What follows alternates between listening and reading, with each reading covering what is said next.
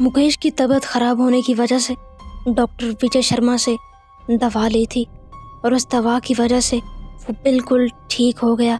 ज़िंदगी में पहली बार उसने महसूस किया कि आज वो बहुत एक्टिव और फ्रेश है। उसने सोचा कि डॉक्टर को कॉल करके बताता हूँ कि आज तो मैं बिल्कुल ठीक हूँ। उसने जब डॉक्टर को कॉल करने के लिए डॉक्टर की प्रिस्क्रिप्शन निकाली तो उसके ऊपर लिखा था लेट डॉक्टर विजय शर्मा। ये देखकर उसको अपनी आंखों पर यकीन नहीं हो रहा था। वो जल्दी से उठा और मुंह हाथ धोकर उसी होम्योपैथिक की तरफ चल पड़ा। जब वो वहाँ पहुँचा तो देखा कि वहाँ तो कोई होम्योपैथिक था ही नहीं। उसने डॉक्टर को जब कॉल की तो डॉक्टर का नंबर बंद जा रहा था। जब उसने वहाँ देखा तो वहाँ सिर्फ एक दुकान थी। उसने दुकानदार से पूछा कि यहाँ एक विजय शर्मा नामी डॉक्टर का होम्योपैथिक था, वो कहाँ है? मैंने अगले दिन यहाँ से दवा ली थी। तो उस आदमी ने कहा यहाँ तो कोई क्लिनिक नहीं है, आपको गलतफहमी हो रही है। हाँ, एक पहले क्लिनिक था, वो तो काफ़ी साल पहले बंद हो गया है। आप किसकी बात कर रहे हैं? जी, विजय शर्मा एक डॉक्टर थे यहाँ पर, होम्योपैथिक था उनका, लेकिन उनकी गलत दवा की वजह से एक बच्चे की मौत हो गई थी। उसके बाद सब लोगों ने मिलकर उनका मर्डर कर दिया था और उनकी क्लिनिक को आग लगा दी थी। और जब वो अपने ऑफिस पहुंचा तो उसने सारी बात अपने दोस्त रज़ा को बताई। रज़ा पहले तो उसने लगा, लेकिन उसने कहा मुझे नंबर दो, मैं इस नंबर पर कॉल करता हूँ।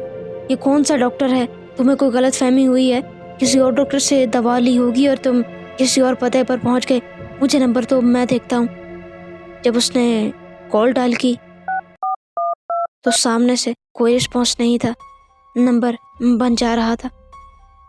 रज़ा ने मुकेश को समझाया कि देखो, ऐसा होता रहता है, तुम इतने दिन बीमार रहे हो तो शायद तुम्हें कोई गलतफहमी हुई हो, तुम आराम से काम करो अपना, सब ठीक हो जाएगा। छुट्टी हुई तो मुकेश अपने घर चला गया और जब वो घर पहुंचा तो उसे डॉक्टर विजय शर्मा की कॉल आई और डॉक्टर ने कहा कोई प्रॉब्लम तो नहीं है, सब ठीक है ना, दवा काम कर गई थी। ये कहते ही कॉल बंद हो गई। मुकेश बहुत परेशान हुआ और उसने फ़ौरन से दोबारा कॉल मिलाई, लेकिन सामने से नंबर बंद जा रहा था। उसने अपने दोस्त रज़ा को कॉल की, जो कि लखनऊ से लोकल ट्रेन लेकर निकल ही रहा था। जब उसने रज़ा को कॉल की, उसने सामने से कॉल उठाई और एक चीख के साथ ही फ़ोन बंद हो गया। उसे एक कॉल आई और कॉल उसी नंबर से आ रही थी, विजय शर्मा के नंबर से। उसने भागते ही कॉल उठाई और डॉक्टर ने कहा तुम्हारे दोस्त ने हमें कॉल किया था, कोई प्रॉब्लम था, हम उसको विजिट करेगा। इसके साथ ही कॉल बंद हो गई। इससे पहले कि मुकेश कुछ बोल पाता, कॉल बंद हो गई। जब दोबारा नंबर डायल किया तो फ़ोन बंद जा रहा था। बहुत परेशान हुआ और थोड़ी ही देर के बाद पुलिस की कॉल आ गई। आप रज़ा के दोस्त बात कर रहे हैं? मुकेश ने कहा जी हाँ, मैं रज़ा का दोस्त बात कर रहा हूँ। क्या हुआ, सब खैरियत है? पुलिस ने कहा कि आपका दोस्त ट्रेन से गिरकर मर चुका है और हम उसकी डेथ की कुछ जांच पड़ताल कर रहे हैं, इसलिए आपसे कुछ सवाल करेंगे।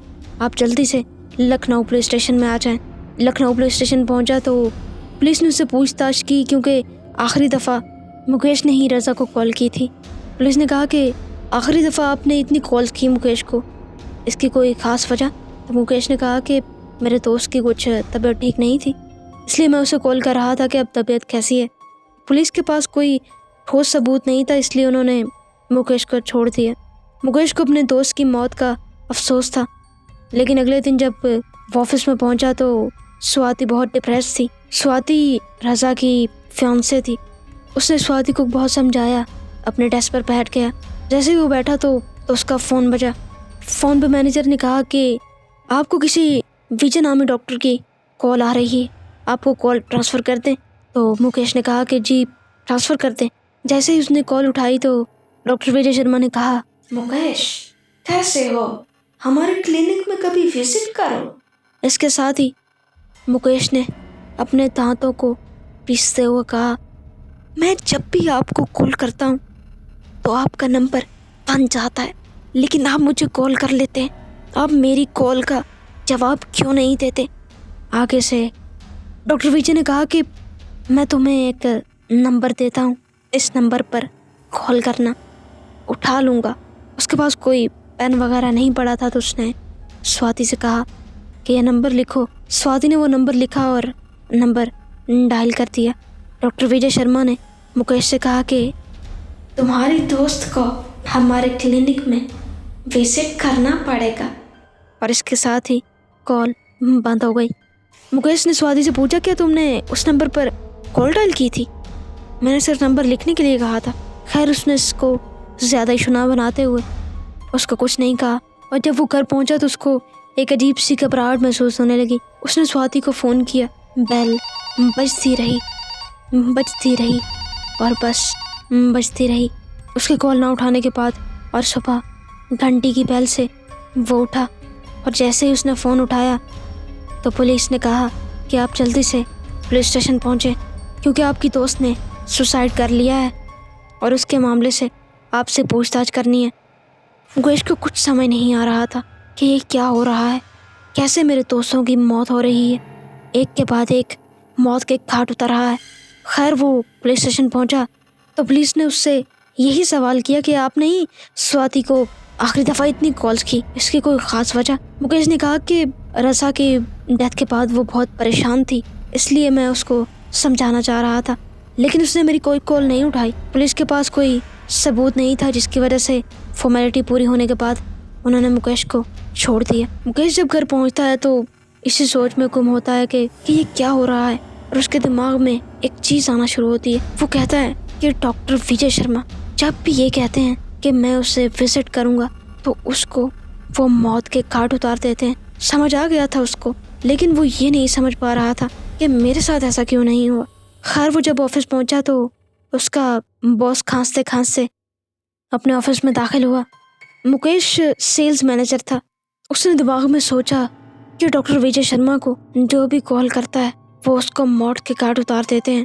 अब मैं अपने बॉस की जगह बहुत आसानी से ले सकता हूँ और इसमें मेरा कोई नाम भी नहीं आएगा। वो फ़ौरन से उठा और अपने बॉस के कमरे में चला गया। बॉस से कहा कि आप कितने दिनों से खांस रहे हैं, मैं आपको बहुत अच्छे डॉक्टर का नंबर देता हूँ, आप 1 दिन में ठीक हो जाएंगे। उसने नंबर लिखवाया और बाहर आ गया। 2 घंटे के बाद ही बॉस बाहर आता है और मुकेश को कहता है, अरे तुमने तो बहुत अच्छे डॉक्टर का नंबर दिया। उसने कहा कि तुम्हें डस्ट एलर्जी की वजह से खांसी हो रही है, अपना कमरा चेंज कर लो, बिल्कुल ठीक हो जाओगे। और मैंने अपना कमरा चेंज करके देखा है, मैं 2 घंटे में ठीक हो गया हूँ। ये तो कमाल ही हो गया, बहुत शुक्रिया मुकेश। मुकेश को दिल ही दिल में बहुत गुस्सा आया। थोड़ी देर के बाद डॉक्टर विजय शर्मा का फ़ोन आया और उसने फ़ौरन से कॉल पिक की तो गुस्से में बोला, तुम्हें जो भी फ़ोन करता है तुम उसको मार देते हो, लेकिन मेरे बॉस ने तुम्हें फ़ोन किया तो उससे तुमने कुछ किया क्यों नहीं? वैसे तो तुम बहुत कहते हो मैं तुम्हें विजिट करूँगा, तो अब क्या हुआ तुम्हें? और उसे ज़ोर ज़ोर से गालियाँ देना शुरू हो गया और कहने लगा, तुम्हारी वजह से मैं अपनी सीट नहीं हासिल कर पाया। लेकिन सामने से उसके बॉस ने बोला, ये तुम मुझे कैसी बातें कर रहे हो? तुम मेरे मरने का इंतज़ार कर रहे थे?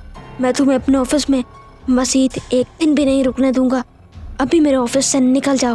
मुकेश को कुछ समझ नहीं आया कि फ़ोन तो डॉक्टर विजय शर्मा का था तो आगे से बॉस क्यों बोले, लेकिन जब उसने नंबर देखा तो यह नंबर तो बॉस का था। आखिरकार उसे वहाँ से जाना पड़ा। जैसे ही वो निकला तो एक कार जोर से स्पीड में आती हुई उसमें टकरा गई और वो खून से लथपथ हॉस्पिटल पहुंचा। 6 महीने वो कोमा में रहा और हॉस्पिटल में रहा। 6 महीनों के बाद जब वो डिस्चार्ज हुआ, जैसे वो डिस्चार्ज हुआ तो उसने अपनी सिम चेंज की और सिम चेंज करने के साथ ही उसे डॉक्टर विजय शर्मा की कॉल आई। मुकेश, कोई प्रॉब्लम तो नहीं है? हम तुम्हें विजिट करेगा, बहुत जल्द विजिट करेगा। मुकेश बहुत गुस्से में आ गया और कहने लगा, तुम मुझसे चाहते क्या हो?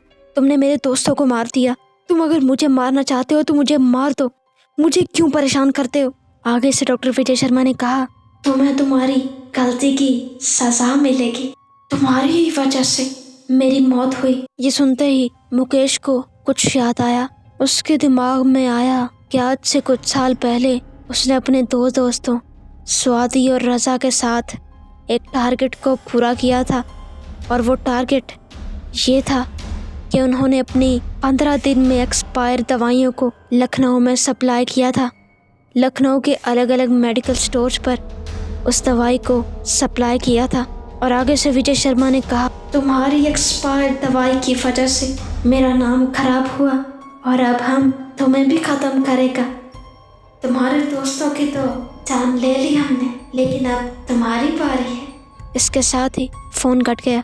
मुकेश घर पहुंचा तो उसकी तबीयत पहले से कुछ ख़राब हो गई।